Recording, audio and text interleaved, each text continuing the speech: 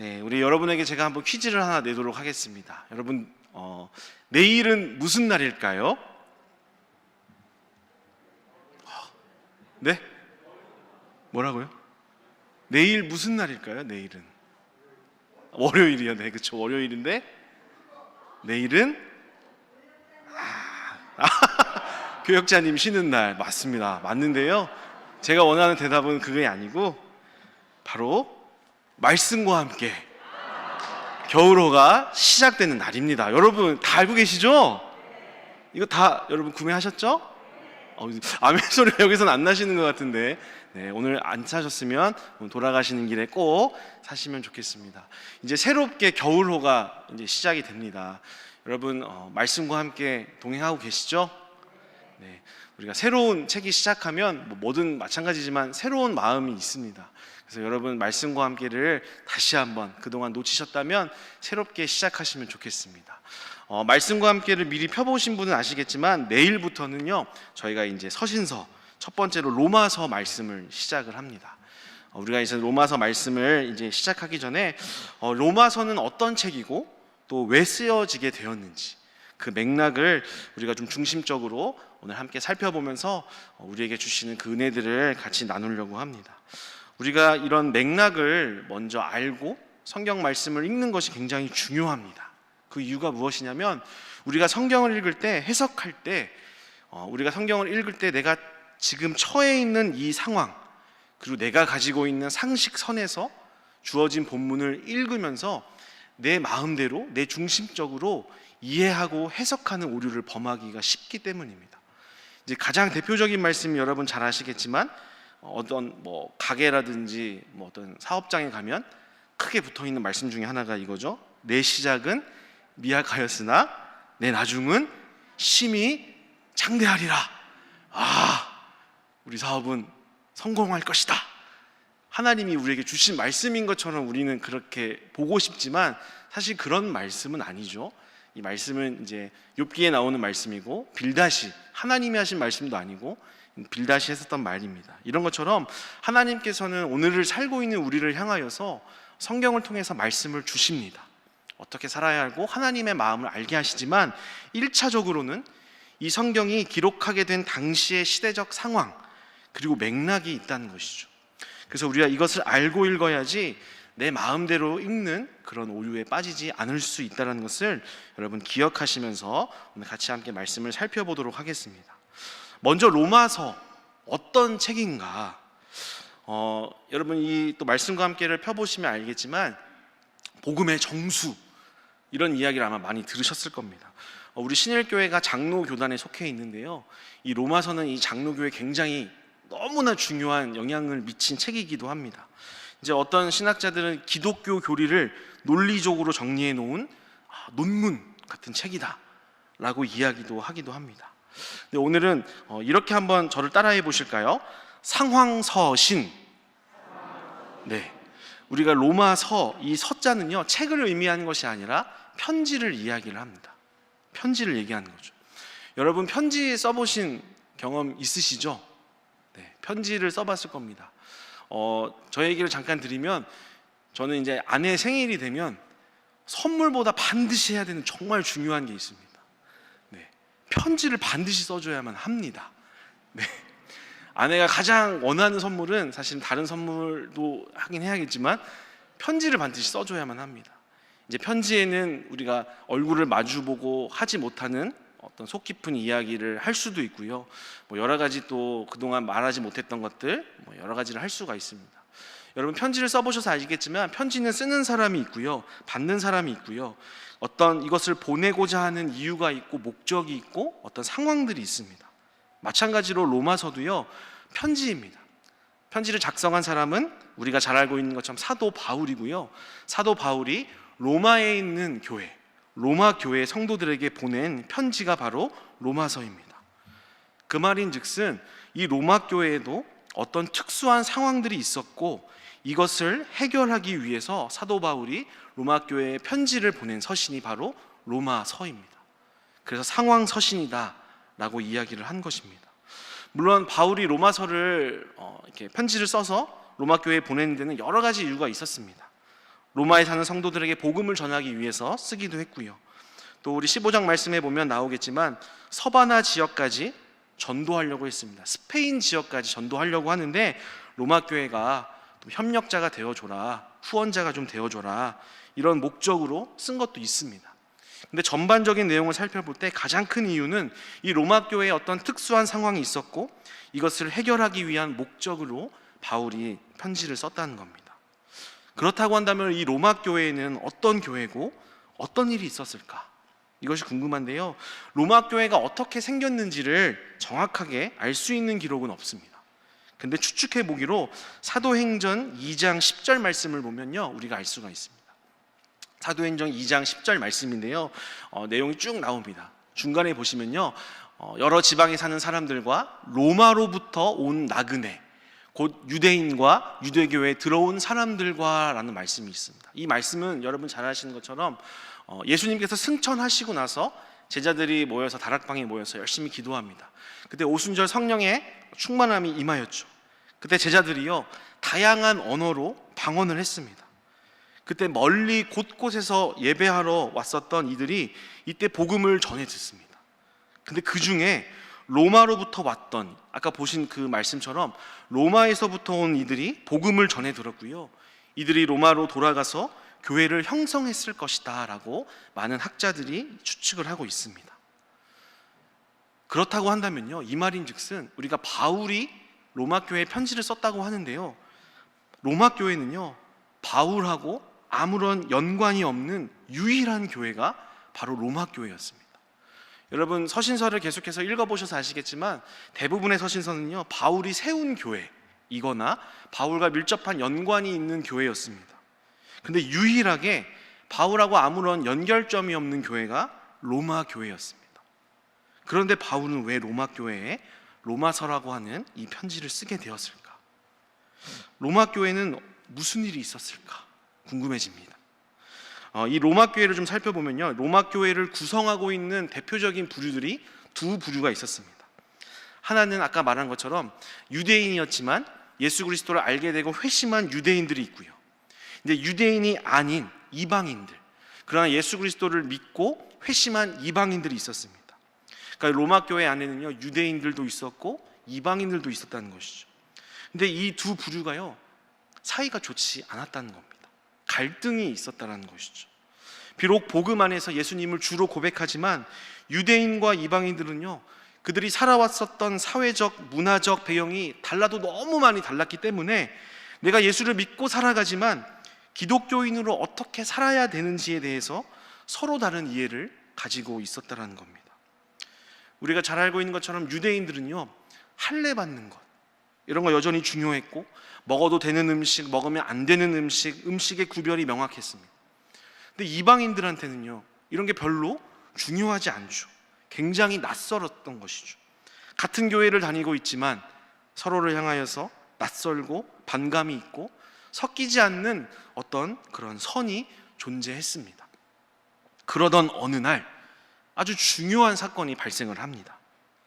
1세기의 로마의 역사가 수에토니우스라는 사람이 쓴 황제들의 생애라는 책이 있습니다. 여기에 기록되어 있기를요, 때는 AD 49년경 당시 로마를 지배하고 있던 황제 클라우디우스가요 크레스투스의 추종자들 때문에 야기된 계속적인 소란 때문에 유대인들을 로마로부터 추방하였다라는 기록이 있습니다. 자막에 나오고 있는데요, 크레스투스의 추종자들 때문에 야기된 계속적인 소란 때문에 유대인들을 로마로부터 추방하였다라는 거죠. 여러분 크레스투스 뭘까요 이게? 크레스투스의 추종자들, 뭐랑 좀 단어가 비슷하지 않으세요? 네. 그리스도의 추종자들 때문에 야기된 소란이 있었다라는 겁니다. 이제 다른 바울 서신에도 등장을 합니다만 예수님의 복음이 전해진 다음에 유대인들 중에서도 두 부류가 있었죠. 예수님을 인정하고 메시아로 믿고 복음을 받아들인 유대인들, 회심한 유대인들이 있었고요, 예수님을 믿지 않고 여전히 유대교 가운데 있었던 유대인들이 있었습니다. 이 두 부류의 유대인들이요 서로를 좋아하고 서로 화목하게 지냈을까요? 아니었습니다. 서로를 싫어했습니다. 야, 니넨 가짜다, 니넨 이단이다, 무슨 예수가 메시아냐? 아니다. 니네가 몰라서 하는 소리다. 계속적인 갈등이 있었고 소동이 있었고 소란이 있었습니다. 이것이 빈번했었다는 것이죠. 그러니까 나라를 다스리고 있는 통치자로서 황제 입장에서 계속적인 이 유대인들끼리 막 소란이 있고 사회적으로 문제를 일으키니까요, 짜증이 난 겁니다. 그래서 이 로마 황제 클라우디우스가 야, 유대인들 니네 다 나가! 로마에서부터 다 나가! 라고 추방령을 내립니다. 그래서 로마에 있던 유대인들이요, 요 시기에 다 쫓겨나게 됩니다. 여러분, 그러다 보니까 로마 교회에도 아까 말씀드린 것처럼 유대인들이 있었습니다. 이방인들도 있었고요. 로마 교회에 있었던 유대인들도 이 추방령 때문에 로마를 떠나게 됩니다. 그러면 교회에 누구만 남았을까요? 누구만 남았죠? 로마 교회에 이방인들만 남았습니다. 자, 그러다가요 5년이라는 세월이 지납니다. 그리고 이 추방령을 내렸던 황제 클라우디스가 죽습니다. 그리고 이제 로마의 다음 황제가 등극을 하는데 바로 네로 황제가 등극을 합니다. 그러면서요 이런 명령을 또 내립니다. 야, 유대인들 너네 다시 돌아와. 다시 귀환 명령을 내립니다. 이제 유대인들이 다시 이제 로마로 떠나서 뭐 각지에서 살다가 다시 귀환을 합니다. 이제 로마 교회에도 그동안 떠나가 있었던 이제 유대인 성도들도 다시 로마 교회로 들어왔습니다. 그런데요, 이 로마 교회가 떠났을 때의 그 예전 교회와 같았을까요? 달랐다는 것입니다. 유대인들이 떠나가 있던 동안 이제 이 교회에는 이방인들만 있었습니다. 이 이방인들 중심으로 교회가 운영이 되고 있었고, 예전에는요 유대인들이 이 교회 안에 좀 더 많았다라고 한다면 이제는 이방인들이 더 다수가 되었습니다. 중심 세력이 되었던 것이죠. 떠나갔었던 유대인들, 추방령 때문에 떠나갔던 그 로마인 유대인들은 떠나간 지역에서 정착한 사람들도 있었습니다. 그렇기 때문에 돌아왔던 사람들은 소수였습니다. 그러면서 다시 이 로마 교회에는 유대인들 그리고 이방인들이 같이 모이게 되면서 교회 안에 다시 갈등이 생기기 시작했습니다. 아까 말씀드린 것처럼 이방인들은 할례를 지키고 정결한 음식을 구별하는 이런 유대인들을 무시하고 하대했습니다. 야, 이제 그리스도를 말미암아서 하나님의 자녀는 유대인 너네가 아니라 우리 이방인들이야. 너희들은 버림받은 존재 아니냐? 라고 무시했습니다. 또 이에 유대인들도 자신들이 원래 하나님의 자녀였던 것에 대한 자존심을 지키며 이방인들을 무시했습니다. 이러한 갈등이 점점점 고조되고 있는 이 사실을 바로 사도 바울이 듣게 됩니다. 그래서 이러한 문제들을 중재하고 해결하기 위해서 바로 우리가 오늘 이제 내일부터 읽게 될 로마서를 쓰게 된 것입니다. 그래서 여러분 본문을 보면 아시겠지만 1장부터 8장까지는 유대인이나 이방인이나 우리가 하나님의 자녀가 될 수 있는 것, 의롭다 하심을 받을 수 있는 것은 바로 믿음 때문이다라는 것들을 설명하고요. 또 9장에서 11장에는 이런 갈등의 상황 속에서 이스라엘 다수가 된 이방인들아 유대인들을 환영해야 하고 그들도 구원받을 백성으로서 여겨야 한다는 것을 이야기하고요. 12장에서 16장까지는 우리가 그리스도인으로서 이제 어떻게 살아야 할 것인가에 대해서 사도 바울이 말씀을 합니다. 앞에 말씀드린 것처럼 이 갈등을 어떻게 중재하고 해결했을까? 9장부터 11장까지의 내용들이 이것에 대해서 주된 내용인데요. 9장 3절에서 4절 말씀을 한번 보도록 하겠습니다. 사도 바울이 이제 이야기를 하는 것이죠. 나의 형제 곧 골육의 친척을 위하여 내 자신이 저주를 받아 그리스도에게서 끊어질지라도 원하는 바도다. 그들은 이스라엘 사람이라 라고 계속 이야기를 합니다. 또 로마서 10장 1절에 보면요, 사도 바울이 계속해서 이야기합니다. 형제들아, 내 마음에 원하는 바와 하나님께 구하는 바는 이스라엘을 위함이니 곧 그들로 구원을 받게 함이라. 또 로마서 11장 1절 말씀을 보면요, 그러므로 내가 말하노니 하나님이 자기 백성을 버리셨느냐? 그럴 수 없느니라. 나도 이스라엘인이요 아브라함의 씨에서 난 자요 베냐민 지파라 라고 말씀합니다. 여러분, 앞에서 읽은 본문들을 보시면 알겠지만 사도 바울이 굉장히 이 유대인들을 편애하고 편들어주고 좀 이렇게 하는 그런 뉘앙스가 느껴집니다. 이제 왜 그런지 아시겠죠? 로마 교회 안에 이제 이방인들이 중심 세력이 되었고요, 다수가 되었고요, 이제 약한 자들이 유대인이 되었기 때문입니다. 얘네들을 무시해서는 안 된다는 걸 계속 얘기한 것이죠. 로마서 11장 17절과 18절 말씀을 보면요, 참 감람나무 비유와 돌 감람나무 비유가 등장을 합니다. 이제 이 참 감람나무는 원래 하나님의 자녀였던 그 유대인들, 돌 감람나무는 이방인을 비유하는 것인데요. 말씀을 한번 보겠습니다. 또한 가지 얼마가 꺾였는데 돌 감람나무인 내가 그들 중에 접붙임 되어 참 감람나무 뿌리의 진액을 함께 받는 자가 되었은즉. 다시 말하면 가지가 얼마 꺾였다.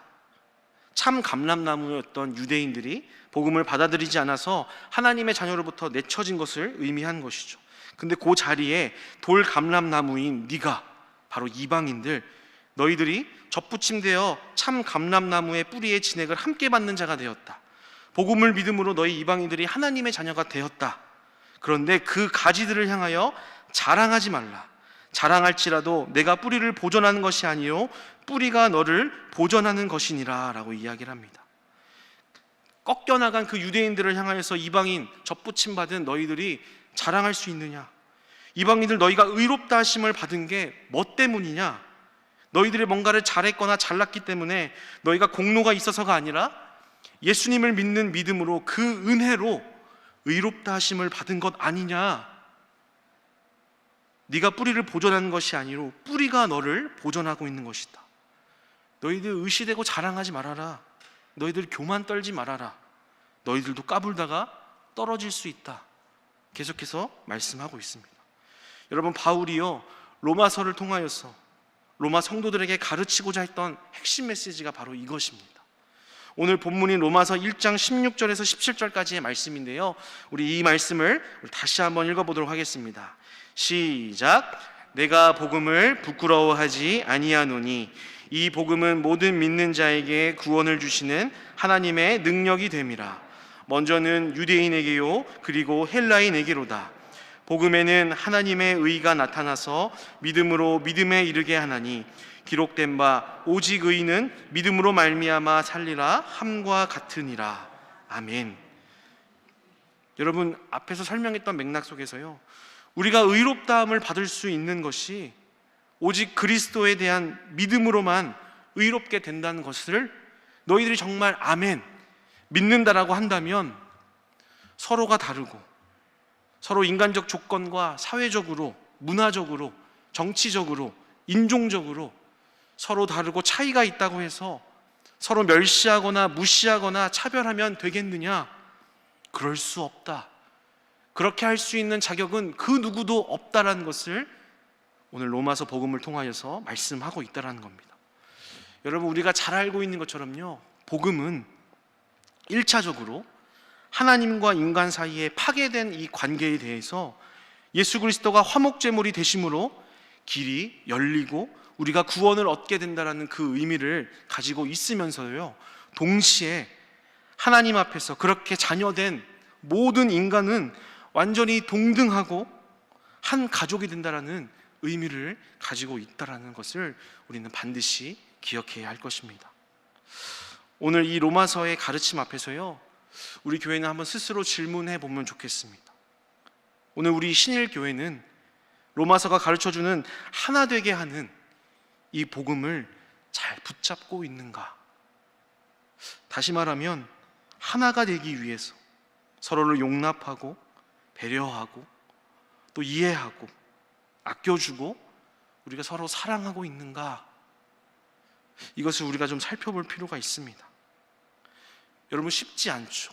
서로가 다른 지향점을 가지고 다른 성격에 다른 모습을 가지고 있는 우리가 하나가 되는 것은 그냥 뭐 해도 되고 힘들면 안 되면 그냥 말고가 아니고요, 오늘 로마서에서 가르쳐주고 있는 이 복음에 의하면 우리가 정말 복음 안에 그리스도인이 되었다라고 말할 수 있다면, 우리가 하나님의 자녀라고 말하고 싶다면 복음 안에 하나 된 우리가 하나 되기 위해서 애쓰고 노력해야 한 것이 우리의 모습인 줄 믿습니다.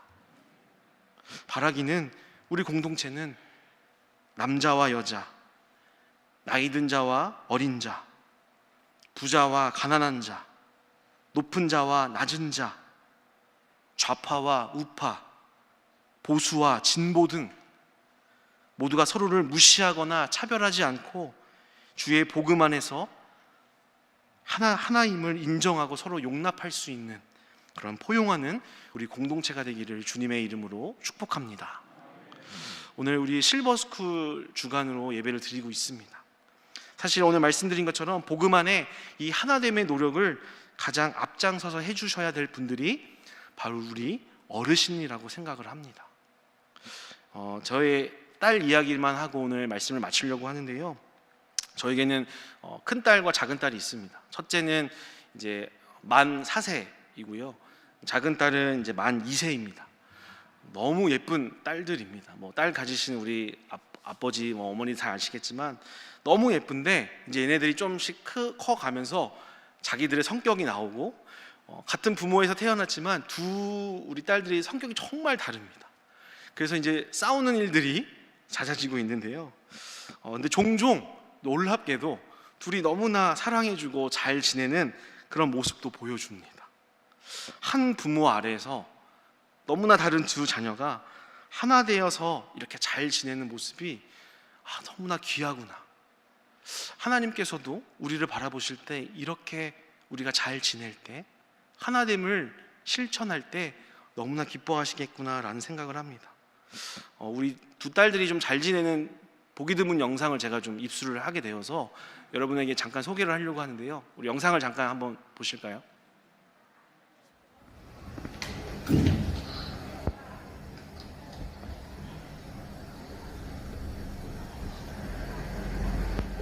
지금 첫째가 둘째를 밥을 고마워. 지금 둘째가 얘기를 한 거예요.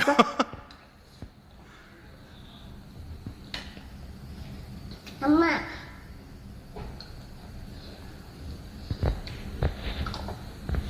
네, 너무 예쁘죠? 네, 제가 딸들을 키우면서 참 귀한 통찰과 지혜를 얻는데요. 서로 다른 둘이 잘 지내려면요, 둘 다 당연히 잘해야 됩니다. 그런데 더 큰 사람, 더 나이가 많은 사람, 더 힘센 사람이 언니가 먼저 손 내밀어주고 양보하고 배려해 줄 때요, 하나됨이 더욱더 앞당겨지는구나 라는 것을 저희 딸들을 통해서 보게 됩니다. 우리 실버스쿨 귀한 우리 어르신들이 바로 주님께서 우리 가운데 기대하시는 복음 안에서 하나됨에 더욱더 앞장서서 노력해 주시기를 주님의 이름으로 축복합니다. 또 이 자리에 계시는 오늘 말씀을 들으시는 우리 모든 성도님들이 바로 그 역할에 더욱더 힘을 내어서 우리가 정말 하나님의 자녀로서 내가 하나님의 예수님의 제자라고 말하고 싶다라고 한다면 이 귀한 복음, 우리로 하나 되게 하는 복음을 위하여서 더욱더 앞장서서 나아가는 저와 여러분 되시기를 주님의 이름으로 축복합니다. 기도하겠습니다. 하나님, 오늘 우리에게 로마서를 통해 하나 되는 복음을 듣게 하여 주신 것 감사드립니다. 여전히 세대 간에, 계층 간에 갈등하고 분열하는 이 시대 속에서 예수 그리스도를 믿는 복음 안에서 서로 다르지만 존중하고 배려하여 하나됨에 힘쓰고 노력하는 저희들이 되게 하여 주시고, 한 몸 된 교회 공동체를 이루어 소망이 없는 이 세상에 소망이 될 수 있도록 인도하여 주시옵소서. 서로 다른 우리를 한 가족 되게 하신 예수님의 이름으로 기도드립니다. 아멘.